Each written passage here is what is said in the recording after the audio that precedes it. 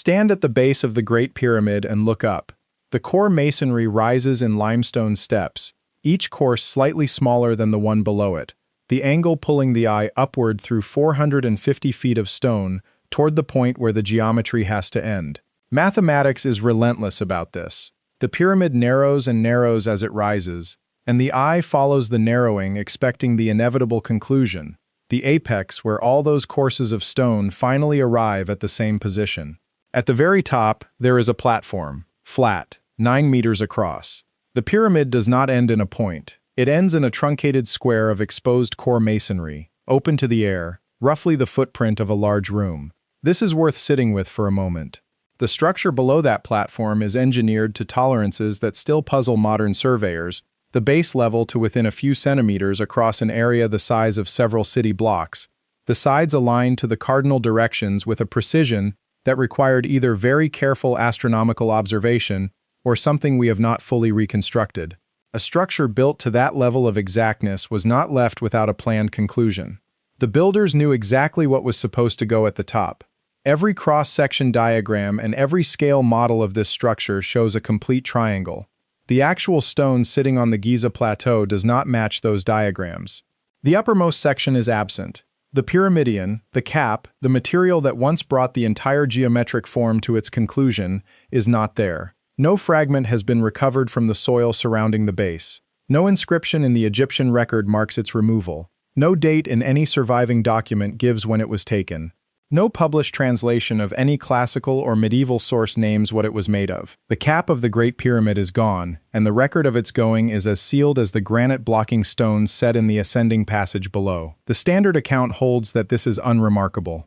The Pyramidion was limestone, the assumption runs. During the medieval period it fell from weathering or was stripped and carried to Cairo as building material, the same fate that claimed most of the smooth Tura limestone casing that once made the pyramid's exterior a polished white surface, visible from across the desert. Ordinary, explained, nothing more to examine. The problem is the documentary record that exists around everything else removed from this site. If you're enjoying this so far, don't forget to hit the like button and subscribe. Drop a comment telling me where in the world you're watching from. I love hearing from you. When Mamluk engineers quarried the Giza casing stones during the 13th and 14th centuries to supply construction projects in Cairo, the activity generated administrative documentation, stone quantity accounts, records of material allocated to specific named buildings. The casing stones are traceable through these documents from the pyramid's exterior into the structures of medieval Cairo. Abd al-Latif al-Baghdadi, writing around 1200 CE, was present in Egypt during an early period of this removal, and described the stripping of the facing stones directly. Al-Maqrizi, 2 centuries later, compiled records of what was built from this material. The casing stones appear throughout this documentation. The Pyramidion, the single most visually prominent feature of the structure, the piece that defined the silhouette of the form from a distance, appears in none of it. A component that would have been unmistakable as it came down leaves no trace in the records of the removal that documented everything around it. Something that prominent does not disappear without that disappearance registering somewhere. The silence around the cap is the first place to look carefully at what the Great Pyramid is still withholding. What survives in the archaeological record from other Egyptian pyramids gives a sharper picture of what pyramid caps actually were. That picture makes the gap at Giza considerably harder to explain away with a single sentence. In the Egyptian Museum in Cairo sits a Pyramidion recovered from the mortuary complex of Amenemhat III, a 12th dynasty pharaoh who ruled in the 19th century BCE. The object is carved from black granite. At close range, before you read the inscriptions, the material itself commands attention. Black granite polished to a surface that returns light cleanly, worked with the precision the Egyptians reserved for objects of serious significance. This was not a capstone set in place as an architectural formality when the monument was otherwise complete. The material, the workmanship, and the scale all indicate a component planned from the beginning of the monument's design as its most important element, not structurally but theologically. The inscriptions on the Amenemhat III Pyramidion have been translated and published. The text does not record a standard funerary prayer or a builder's dedication to the gods. It identifies the Pyramidion as the location where the light of the rising sun makes its first contact with the structure.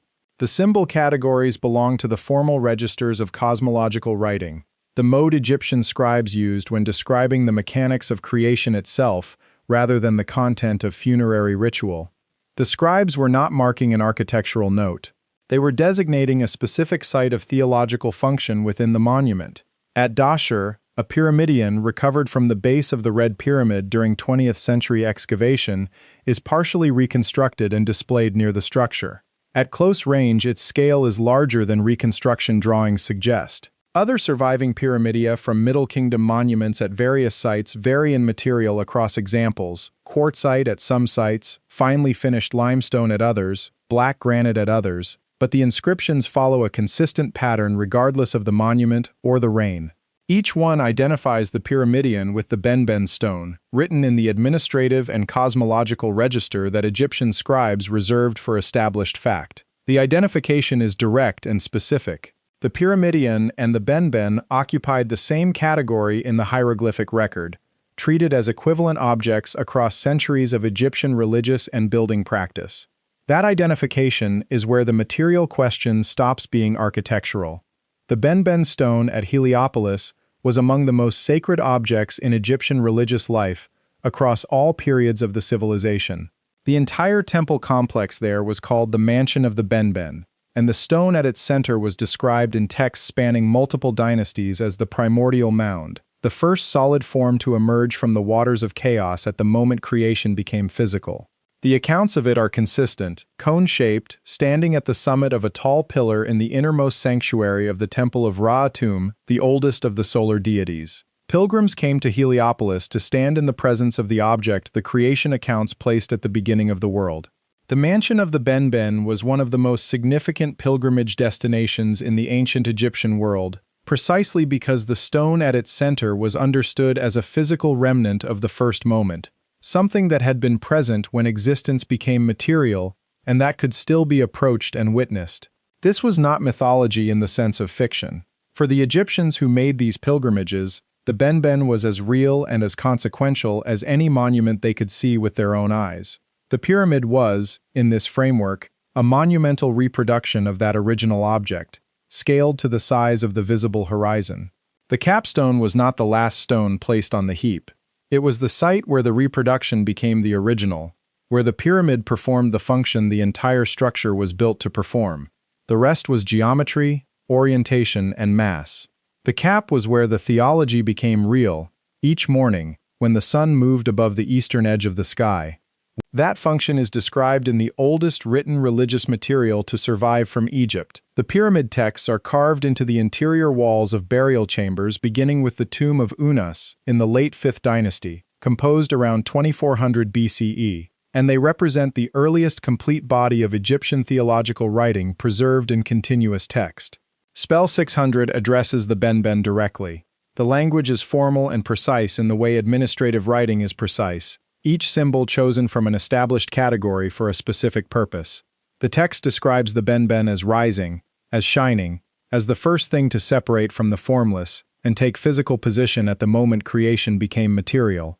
The Egyptian word used for the shining of the Benben, the specific optical quality of its surface, uses a root that appears elsewhere in the corpus, primarily in connection with polished metal and with finely worked stone of high reflectivity. It does not appear in the extensive construction records describing standard limestone work. It appears in texts where the material described returns light. The Benben shone in a way specific enough to require a word chosen for it, and the root of that word connects consistently to surfaces that reflect with intensity. One body of evidence in the Egyptian record names that category of material outright, in a separate context and describing the identical cosmological function. If you're hooked on this story, make sure to subscribe and turn on notifications so you never miss an upload. Your support means everything and helps me bring you more stories like this one. Inscriptions at Karnak record the capping material placed on the summits of major obelisks during the New Kingdom.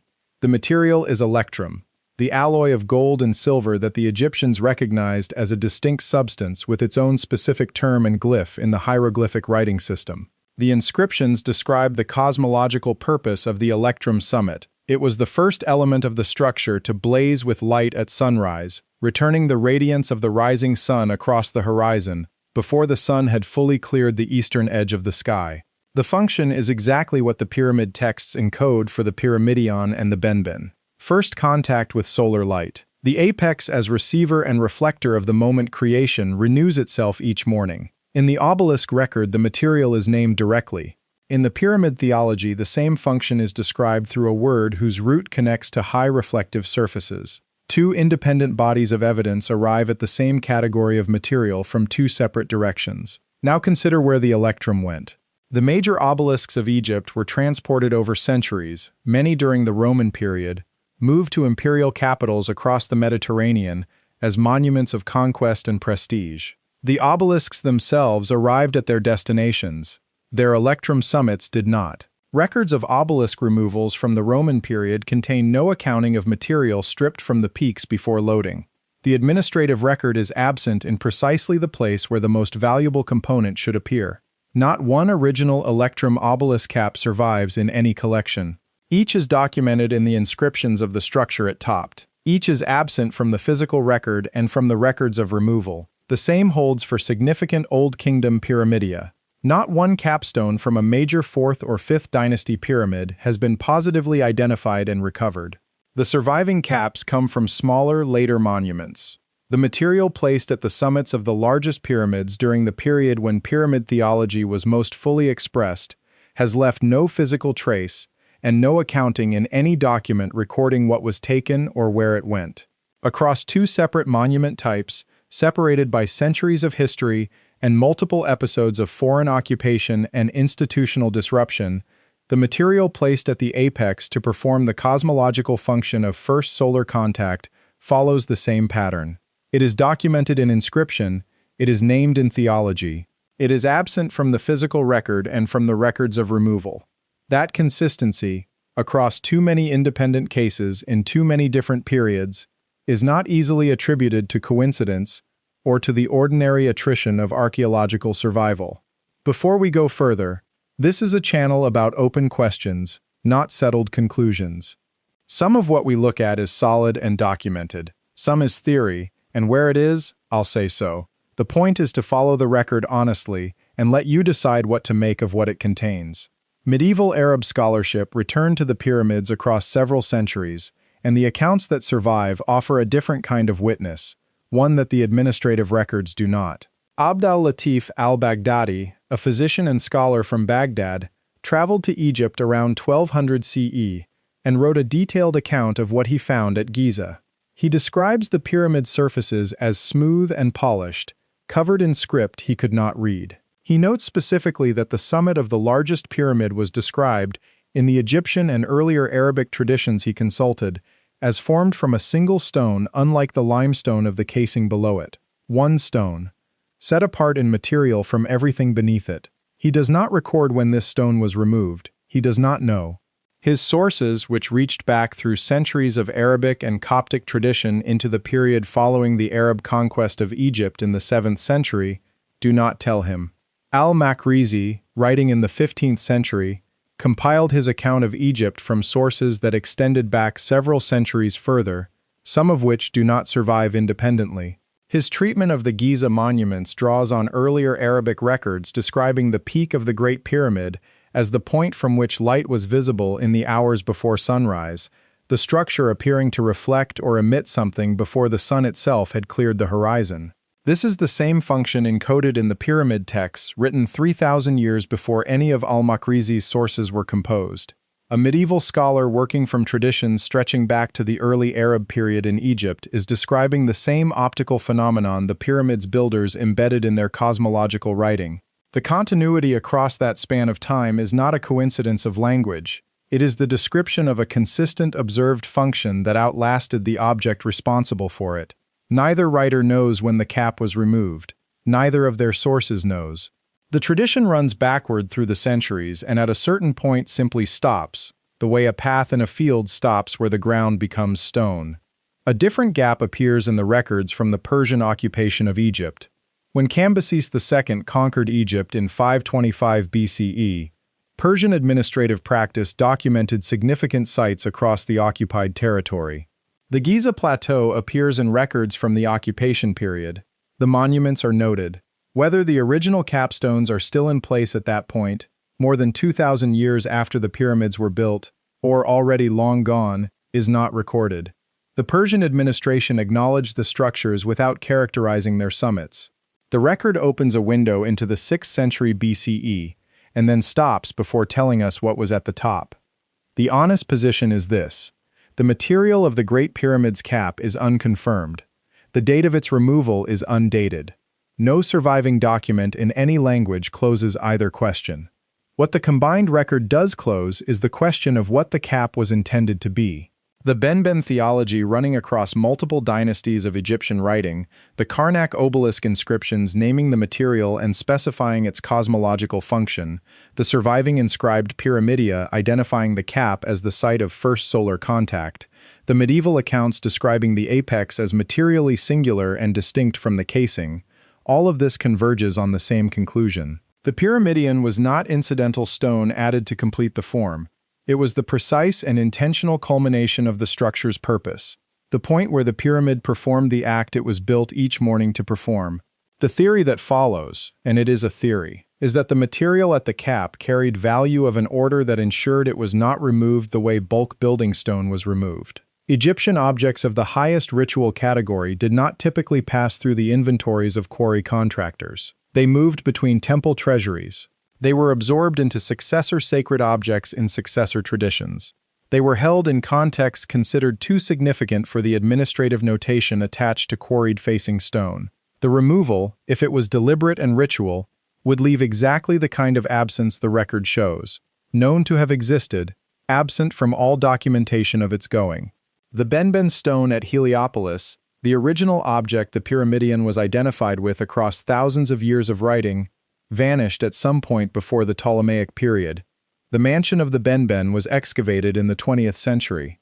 No trace of the central stone was found, no record of its destruction, no record of its relocation in any surviving text. The original sacred object and the Pyramidion identified with it are both absent, both undated in their absence, both connected through a theology so old that reconstructing when the identification was first drawn is no longer possible. The Great Pyramid still stands at very close to its original height. The burial chambers inside are intact.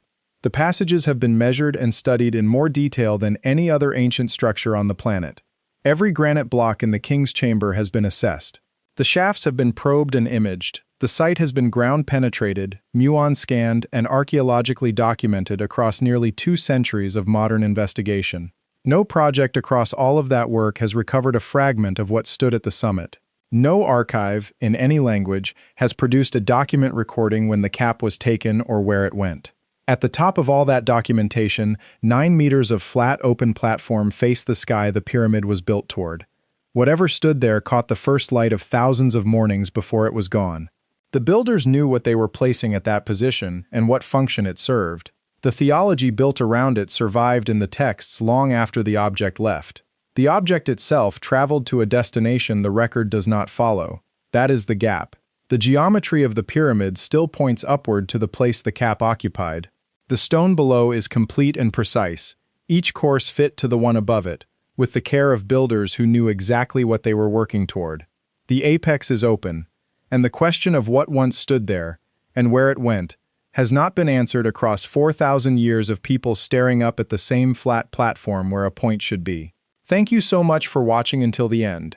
If you loved this story, check out the other videos on your screen now. I think you'll really enjoy them. And don't forget to subscribe if you haven't already. See you in the next story.